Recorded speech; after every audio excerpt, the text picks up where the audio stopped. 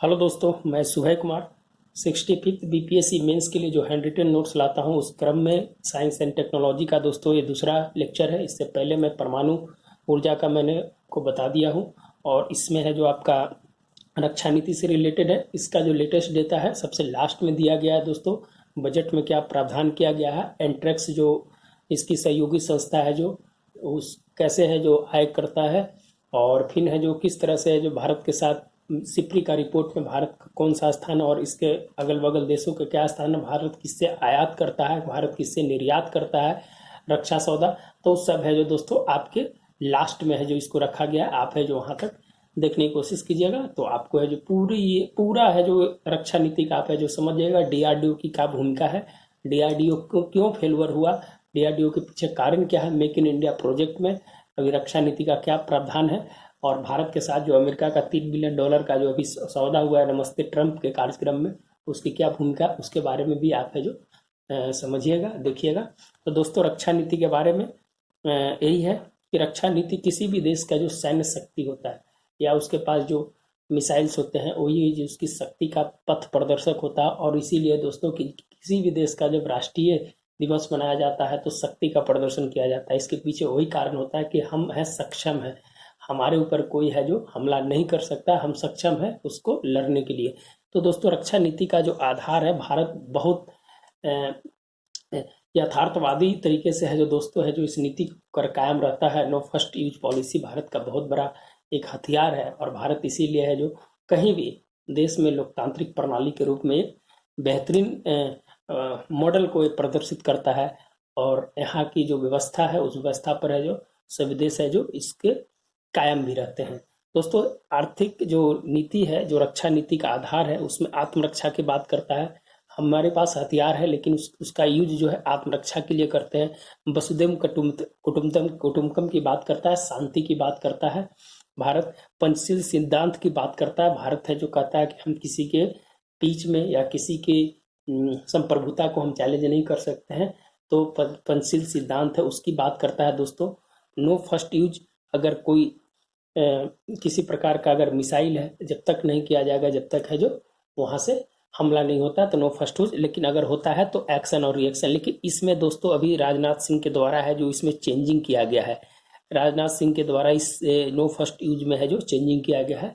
अटल बिहारी वाजपेयी का जो ये स्टेटमेंट था जब अपना परमाणु परीक्षण हुआ था तो उसके बाद है जो नो फर्स्ट यूज का है जो उन्होंने दिया था, शांति की नीति की बात की थी। लेकिन राजनाथ सिंह ने अभी जब वो रक्षा मंत्री हैं तो उस समय है जो उन्होंने इस बात को चर्चा किया था कि हम अपने पॉलिसी में चेंज कर रहे हैं।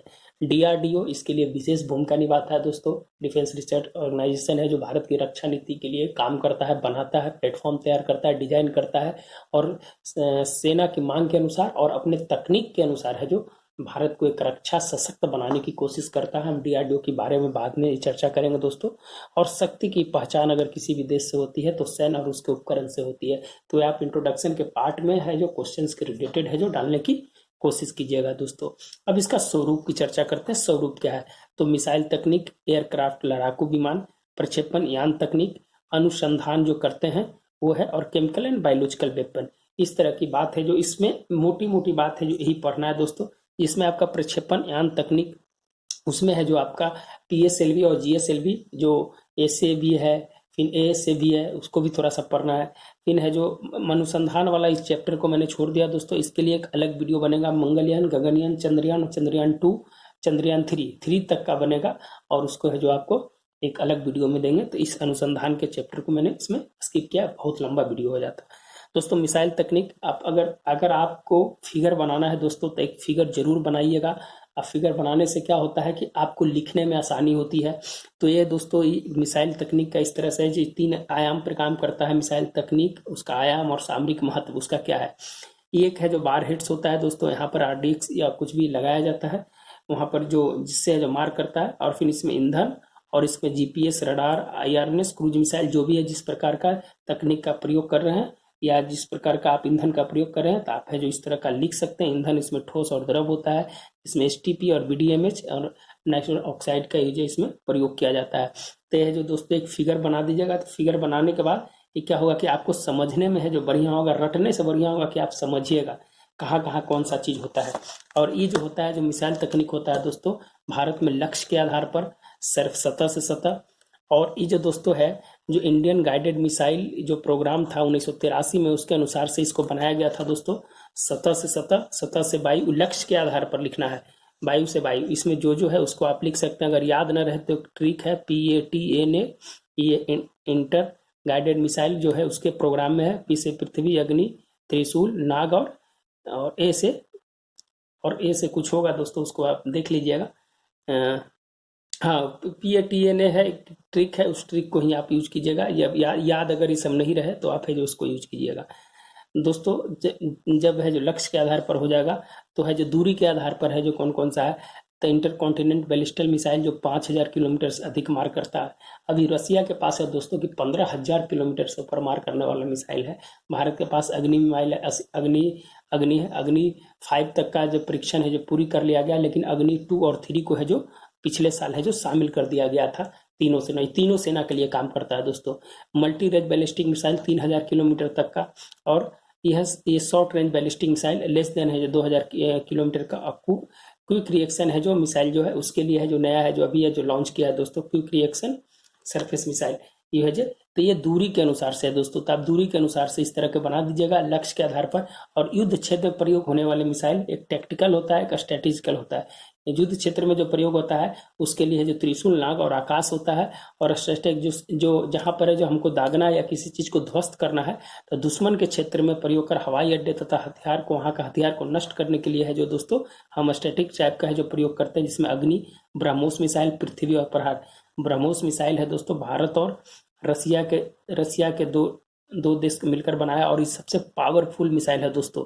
चाइना सिर्फ इसी मिसाइल से डरता है दोस्तों, इसीलिए चाइना जो है, चाइना के लिए भारत ने 2 जगह है जो लगाया, एक नॉर्थ ईस्ट में लगा के रखा है दोस्तों, क्या कि यहाँ से अगर किसी तरह का हमला होता है तो यहाँ से है। और एक है जो दोस्तों अब हिंद महासागर में सामरिक बनाने के लिए है जो वियतनाम और फिलीपींस से है जो बात कर रहा है। अभी कागज पे बात हुई है, लेकिन यह जो देने की बात चल रही है वियतनाम को है जो भारत दे देगा, तो यहाँ भी है जो अपना हिंद महासागर में अपने प्रसार को बढ़ा लेगा। तो भारत के पास ब्रह्मोस बहुत तगड़ा है और बहुत पावरफुल मिसाइल है दोस्तों। तो आप 3 क्षेत्र में मिसाइल तकनीक में, लक्ष्य के आधार पर, दूरी के आधार पर, युद्ध क्षेत्र में प्रयोग के आधार पर, तो ये 3 क्षेत्र आप लिख दीजिएगा।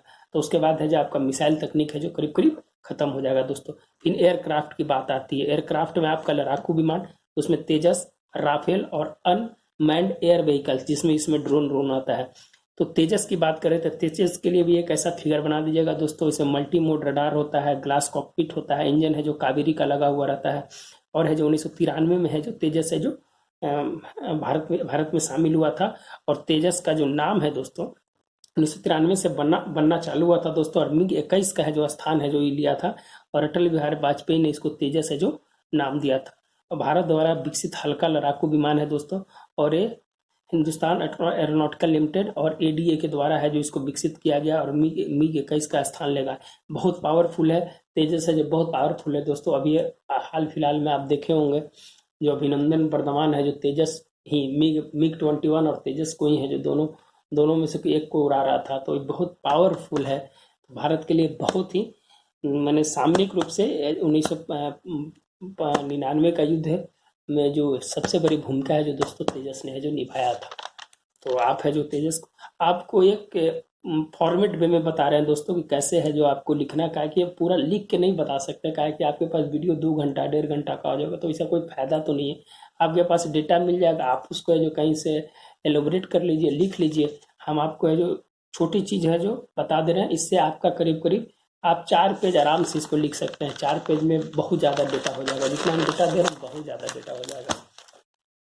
ये दोस्तों इसके लिए 3 प्रकार के है जो इंजन का प्रयोग किया गया था दोस्तों, मार्क G404, मार्क 2 G414 और मार्क 3 G4141।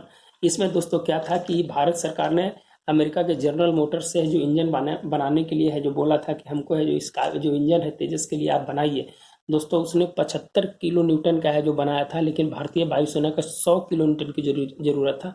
तो भारत ने है जो फिर है जो उसको G414 करके है जो जनरल मोटर्स ने है जो फिर भारत को दिया था बना के, और भारत इसको अभी खुद विकसित कर रहा है दोस्तों। इसमें मार्क 3 का, उसमें 3 तरह का है जो प्रयोग किया गया था, फर्स्ट, सेकंड और थर्ड। तो ये है जो आप है जो इस सब डेटा को लिख सकते हैं तेजस के साथ, इसको बनाकर आप लिख सकते हैं। दोस्तों राफेल राफेल बहुत विवादित मुद्दा रहा है भारत के लिए। डेसॉल्ट कंपनी जो फ्रांस का है, उसके उसके द्वारा है जो राफेल बनाया गया और बहुत नीचे आकर है जो काम करता है, बहुत नीचे में आकर अपने जो कर्तव्य को दिखाता है दोस्तों, और बहुत पावरफुल मिसाइल है।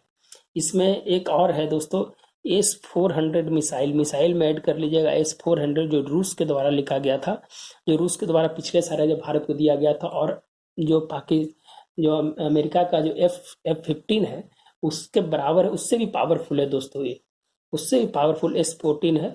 और एक बार में क्या करता है दोस्तों कि 72 टारगेट को करता है, तो 36 इसका सटीक है जो लग जाता है S-400 का। तो इसीलिए इसको ध्यान दीजिएगा। S-400 भी है जो ऐड कर लीजिएगा, हमने मिसाइल में ऐड नहीं किया था, उसमें ऐड कर लीजिएगा, अभी याद आया तो मैंने बता दिया। तो S-400 के बारे में फिर है दोस्तों राफेल है जो 8 अक्टूबर 2019 को अपनी पहली जो खेप मिली थी, एक जो है ऑर्थोडॉक्स एयरबेस है वहाँ का, फ्रांस से। आप देखे होंगे कि राजनाथ सिंह है जो नारियल फोड़ रहे थे तो बहुत राजनीतिकरण हुआ था उसमें, तो आप याद रखिएगा उसको। इसका RB-01 दिया गया नाम, इसलिए RB भदौरिया के नाम पे इसको रखा गया दोस्तों, RB-01। कहा है कि इस राफेल को मैंने डील करने में RB भदौरिया का बहुत बड़ा हाथ था, इसीलिए है जो भारत सरकार ने इनको नाम पर है जो RB-01 है जो उसका नाम दिया। और 5900 करोड़ रुपया का टोटल समझौता है दोस्तों, और 36 विमान है जो आएगा। और इसमें बहुत सारे विवाद है दोस्तों, तो इस विवाद से तो कहने नहीं देना, हमको रक्षा नीति से बात करना है। और मल्टी मोड है जो कॉम्बैट एयरक्राफ्ट है दोस्तों, बहुत पावरफुल है, बहुत नीचे आकर है जो अपनी स्थिति को बदल लेता है, और है जो बहुत तेज गति से है जो अपना काम करने में सक्षम होता है, और जो दुश्मनों को जो भी मिसाइल या रडार सिस्टम को है जो धोखा देने में भी काम करता है। तो बहुत बढ़िया मिसाइल है, भारत सामरिक रूप से बहुत मजबूत होगा यहाँ पर। फिर दोस्तों अनमैड व्हीकल जो है, मानव रहित लड़ाकू विमान जिसको बोलते हैं, जिसको ड्रोन कहते हैं, artificial intelligence science and tech के माध्यम से इसको डेवलप किया दोस्तों। इसमें सेंसर होता है, लक्ष्य का निर्धारण किया जाता है, और है जो इसको सैन्य उपयोग के अलावा भी है जो हम इसका उपयोग करते हैं, कम ऊंचाई पर है जो उड़ता है। और जैसे भारत ने जो रुस्तम, निशांत, दक्ष, नेत्र, पवन करके है जो ड्रोन बनाया है, और इस सीमावर्ती इलाके में है जो वहाँ गश्ती में रहता है उसको यूज किया जाता है। नाइट विजन कैमरा के रूप में इसको प्रयोग किया जाता है। गैर सैन्य प्रयोग में जैसे कोरोना महामारी में भी देख रहे थे, यूपी में है जो इसको है जो यूज किया गया। फिर है जो मान लीजिए कि किसी तरह का अगर मान लीजिए मैचेज हैं, या मान लीजिए भारत में बहुत सारे कुंभ मेला होता है, तो कुंभ मेला में भीड़ तंत्र का प्रयोग सबसे पहली बार 2016 में ड्रोन का प्रयोग किया गया था दोस्तों। उससे पता चला था कि वहाँ के लोग कितने हैं जो इस बार शामिल हुए। तो इसको है जो दो तरह से हम यूज कर सकते हैं दोस्तों, इसको अनमैन्ड व्हीकल को। फिर है दोस्तों प्रक्षेपण यान तकनीक। प्रक्षेपण यान तकनीक है जो दोस्तों भारत है जो सबसे पहले SLV से, फिर ASLV से, फिर PSLV से, और तब GSLV है जो यहाँ पर है।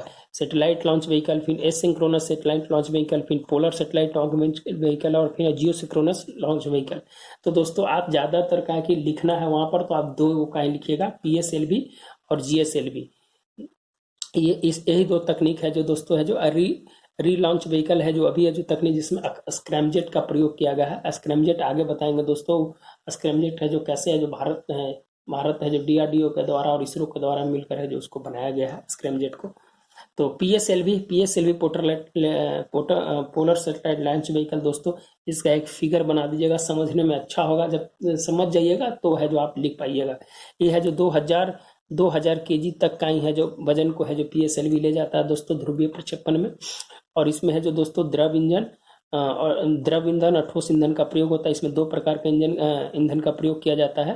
वो है जो आपका ईंधन का नाम है दोस्तों EDMH प्लस H2O और प्लस HTBP हाइड्रोक्सी टेट्लीमेटल और पॉलीब्यूटाइन, इसका नाम है। इसमें विकास इंजन करके यूज होता है दोस्तों, और 8 बूस्टर होता है। पहले 4 बूस्टर ही प्रयोग होता था उसके लिए, लेकिन अब 8 बूस्टर का प्रयोग किया जाता है। 1600 से 2000 kg तक के भार को उठाता है। चंद्रयान-1 मार्स है जो PSLV C-25 से ही लॉन्च किया गया था दोस्तों। इसमें है जो 2 ठोस इंजन और 2 द्रव इंजन होता है, और बूस्टर के रूप में 8 गो यूज होता है, लेकिन इंजन 4 ही यूज होता है इसमें। 2000 kg तक ही जो इसको ढोया जा सकता है। 104 से अधिक उपग्रह का प्रक्षेपण एक साथ जो किया था दोस्तों, ये जो रिकॉर्ड है, जिससे भारत को बहुत सारी आय भी है। बहुत सारे देश हैं जो अपना प्रक्षेपण अब भारत के लॉन्च व्हीकल से करते हैं। तो वो एक कंपनी है एंट्रिक्स करके दोस्तों, एंट्रिक्स एक कंपनी है जिसमें है जो ये पूरा देखती है, रक्षा सौदा से जो भी आय आता है उससे देखता है। करीब 2500 करोड़, हाँ 2500 करोड़ का है जो एक 2025 तक रखा है कि हम अपने आय को वहां तक बढ़ाएंगे, 2500 करोड़ तक। एंट्रिक्स का दावा है। ये एक पीपीपी मॉडल पर आधारित है दोस्तों। यह जो अंतर सरकारी है, मैंने एक 50% गवर्नमेंट और 50% है जो प्राइवेट है, उसमें एंट्रिक्स करके है जो जो वहाँ का समझौता करता है। जो भी है, विदेशी मुद्रा का सहायता होता है उससे। पीएसएलवी सीरीज का उपग्रह है, जिसे IRNS से ये सब चीज़ है। कम लागत है और देखिए विश्वसनीयता है। बहुत सारे देश है जो यहाँ पर आते हैं इसलिए कि है जो विश्वसनीयता बना रहे, जिसके कारण है जो भारत की स्थिति को और मजबूत मिले। इस माध्यम से जो भारत है जो काम कर रहा है दोस्तों। और इसकी 50वीं उड़ान अभी रीसेट 2 भी आ रहा है, जो कृषि विज्ञान आपदा के समय 8 मार्च को है जो इसको है जो लॉन्च किया था दोस्तों। 8 मार्च 2020 को 50वीं उड़ान था, इसीलिए थोड़ा सा इंपॉर्टेंट था, इसीलिए मैंने लिख दिया था दोस्तों। तो ये है जो आपका PSLV लॉन्च व्हीकल है। ध्रुवीय प्रक्षेपण के लिए यूज होता है। 2000 से कम वजन का ले जाता है, इसमें इतना बूस्टर यूज होता है। तो ये सब चीज़ है जो आपको लिखना पड़ेगा। क्या है कि आप नहीं लिखिएगा तो फिर है जो क्या होगा कि पॉइंटेड नहीं मिल पाएगा सही से, इसीलिए आपको लिखना ही पड़ेगा उसको। मैं इसलिए पूरा नहीं लिखता, मैं समझा देता हूँ बोल के कि मैं अगर पूरा लिखूंगा दोस्तों तो वीडियो एक बनाने में 5 दिन 10 दिन लग जाएगा, इसीलिए मैं आपको पॉइंट के रूप में ही सिर्फ देता हूँ। जियो सिंक्रोनस लार्ज व्हीकल 5000 kg तक के स्थिति को है जो अभी तक है जो भारत का जो पेलॉड है 5000 kg तक है जो उसको ले जा सकता है। इसमें दोस्तों क्रायोजेनिक इंजन का प्रयोग किया गया है, रूस के द्वारा इसको दिया गया था। रूस ने 2000 के बाद इसको दिया था। डील हुआ था बहुत पहले, राजीव गांधी के समय डील हुआ था, लेकिन उस समय जो रूस ने मना कर दिया था देने से।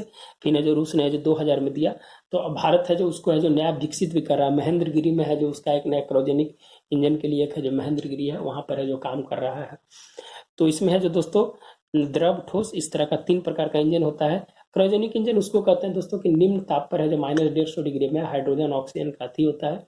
और उसमें है जो क्या होता है कि बहुत कम एक ही पावरफुल इतना होता है दोस्तों कि यह जो बहुत अधिक दूरी तक ले जाने में क्रायोजेनिक इंजन का प्रयोग किया जाता है।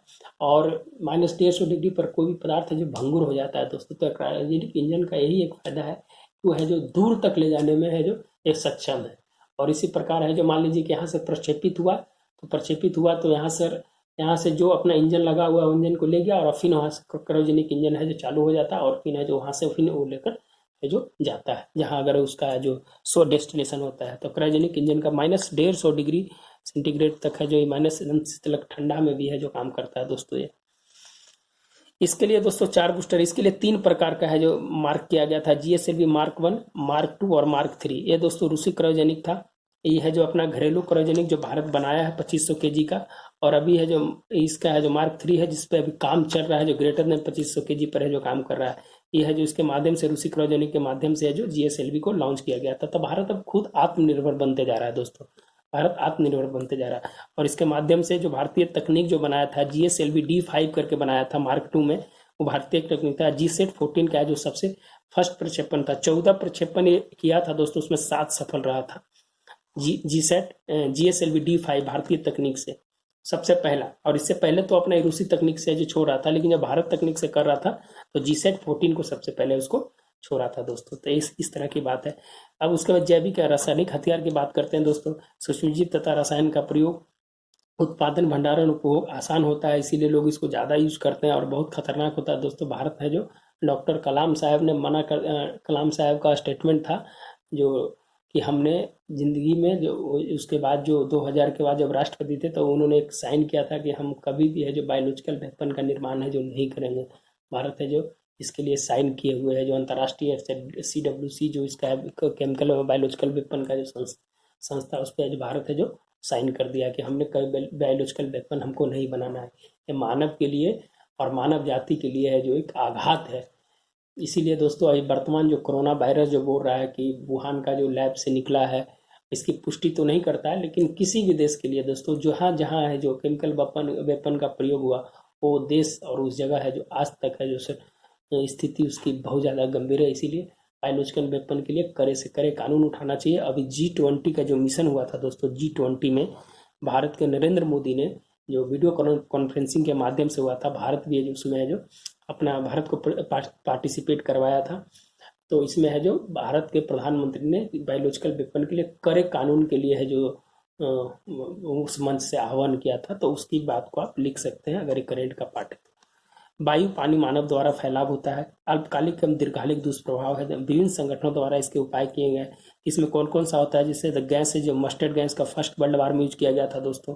सीरियन गैस जो सीरिया में यूज हुआ था, इसके लिए ईरान और सीरिया ये सब दोस्तों, इराक वाला जो सद्दाम हुसैन को अमेरिका को मारने का कारण यही था कि दोस्तों बोला था कि बायोलॉजिकल वेपन का यूज किया है, और और इसको इसीलिए दोस्तों है जो वहाँ पर अमेरिका की हठधर्मिता और तेल का उसका लालच सद्दाम हुसैन की मौत का कारण बना दोस्तों। और ईरान इराक का जो संकट युद्ध था जो है, जो बहुत खतरनाक स्थिति में करीब करीब 5 लाख 6 लाख लोग हैं जो मारे गए थे दोनों तरफ से। फॉसिन गैस जापान के द्वारा। पोटेशियम साइनाइड लिट्टे है जो यूज किया था दोस्तों। लिट्टे है जो लाइब्रेशन तमिलम जो आपका श्रीलंका में जो था प्रभाकरन जो 2009 में मारा गया दोस्तों, वो भी है जो पोटेशियम साइनाइड का यूज किया था दोस्तों। टीयर गैस भीड़ तंत्र को हटाने में, यही तो है दोस्तों कि कानूनी रूप से है जो टीयर गैस का उपयोग किया जाता है, लेकिन ये भी है जो आपका दोस्तों उस गैस में ही आता है। और ऑरेंज अरेंज वियतनाम ने किया था। तो दोस्तों ये कुछ है जो गैसेस है, कुछ सूक्ष्मजीव है। एंथ्रेक्स, लेटर बॉम्ब, लेटर है जो लेटर के माध्यम से दिया जाता था, जैसे छूता था उसका जो स्थिति है जो खराब हो जाता था। सालुमिनेरा, इबोला, कोरोना, प्लेग, ये सब दोस्तों है जो सूक्ष्मजीव है जो वायरस से रिलेटेड है दोस्तों। इसमें आप जो इसको लिख सकते हैं। अब इसके लिए उपाय है दोस्तों क्या, जो CWC 1993, इसके लिए एक संगठन है BWC 1972, भारत हस्ताक्षर करता देश है उस पर। राष्ट्रीय उपाय है दोस्तों, अगर किसी भी देश पे अगर भारत ने बोलता है कि अगर किसी भी देश अगर भारत में अगर इस तरह की होता है तो हम आपातकाल की स्थिति उसको समझते हैं और उसका बहुत गंभीर परिणाम किसी को भुगतने पड़ेंगे, तो आपात की स्थिति को बताता है भारत दोस्तों। अब व्यक्तिगत उपाय टीकाकरण के रूप में अगर आप है तो उसको है जो आप दे सकते हैं। तो इस तरह की दोस्तों है जो केमिकल बायोलॉजिकल वेपन का प्रयोग करना कैसे क्या किया जाता है उसके बारे में हम आपको बताएं। 2019-20 में दोस्तों 3.1 लाख करोड़ का है जो एक रक्षा बजट के रूप में है जो दिया गया था। उसमें विदेशी भागीदारी, निवेश की प्राप्ति, तकनीकी हस्तांतरण, विदेशों पर निर्भरता कम करने के लिए, आधुनिकीकरण, सैन्य क्षमता को बढ़ाने के लिए, मेक इन इंडिया कार्यक्रम को बढ़ाने के लिए, राफेल विवाद इसी के कारण हुआ था दोस्तों।